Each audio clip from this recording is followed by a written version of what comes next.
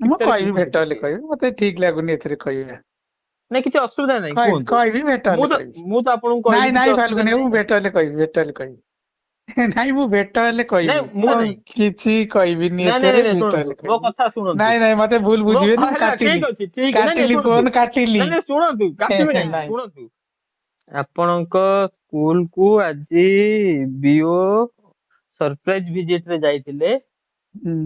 ଏବଂ ଯାହା ସୂଚନା ମିଳୁଛି ଯେ ସେ ଖାଦ୍ୟ ଯୋଉ ପିଲାଙ୍କ ପାଇଁ ରୋଷେଇ ହଉଛି ମଧ୍ୟାହ୍ନ ଭୋଜନ ଖାଦ୍ୟରେ ଅସନ୍ତୁଷ୍ଟ ହେଇଛନ୍ତି। ଏ ମୁଁ ନେଇକି ଥେଲି ବା, ମୁଁ ଆପଣଙ୍କର, ଥେଲି ମ୍ୟାଡାମ, ଆଇଥିଲି। ଆପଣ ଥିଲେ, ସେଥିପାଇଁ ତ ଆପଣଙ୍କ ପ୍ରତିକ୍ରିୟା ମୁଁ ଚାହୁଁଛି। ରେକର୍ଡିଂ ହଉଛି। ନିଶ୍ଚିନ୍ତ।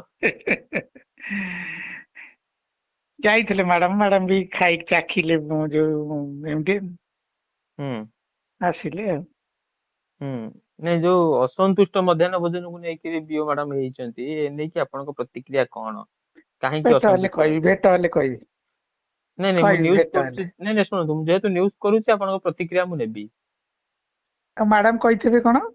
ମୁଁ ମ୍ୟାଡାମଙ୍କ ସହିତ କଥା ହେଇନି, ମ୍ୟାଡାମକୁ କାହିଁକି ପଚାରିବୁ, ସେ ତ ସରପ୍ରାଇଜ ଭିଜିଟ ରେ ଯାଇଛନ୍ତି ନା।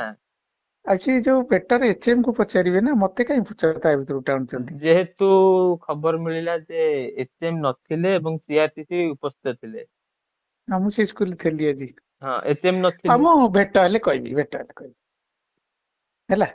ନା ମତେ ଟିକେ କୁହନ୍ତୁ, ମୁଁ ସଂକ୍ଷିପ୍ତରେ କହିବି କୁହନ୍ତୁ ଭେଟ ହେଲେ ଟିକେ। କହିବି, ମତେ ଠିକ ଲାଗୁନି ଏଥିରେ କହିବା। ନାଇଁ କିଛି ଅସୁବିଧା ନାହିଁ, କୁହନ୍ତୁ। କହିବି ଭେଟ ମୁଁ ହେଲେ ତ କହିବି। ମୁଁ ତ ଆପଣଙ୍କୁ କହିଲି ନାଇଁ କିଛି ନାଇଁ ଅସୁବିଧା ଫାଲଗୁନି, ମୁଁ ନାହିଁ। ଭେଟ ହେଲେ କହିବି, ଭେଟ ହେଲେ କହିବି। ନାଇଁ ମୁଁ ଭେଟ ହେଲେ ନାଇଁ କହିବି, ମୁଁ ଆଉ ନାଇଁ କିଛି କହିବିନି ନାଇଁ ନାଇଁ ଏଥିରେ, ନାଇଁ ଭେଟ ଶୁଣନ୍ତୁ ହେଲେ ମୋ କହିବି। କଥା ଶୁଣନ୍ତୁ। ନାଇଁ ନାଇଁ ମତେ ଭୁଲ ମୋ ବୁଝିବେନି, ମୁଁ ହେଲା କାଟିଲି, ଠିକ ଅଛି, ଠିକ ନାଇଁ ନାଇଁ କାଟିଲି ଶୁଣନ୍ତୁ। ଫୋନ କାଟିଲି। ନାଇଁ ନାଇଁ ଶୁଣନ୍ତୁ, କାଟିବେ କାହିଁକି, ନାଇଁ ଶୁଣନ୍ତୁ।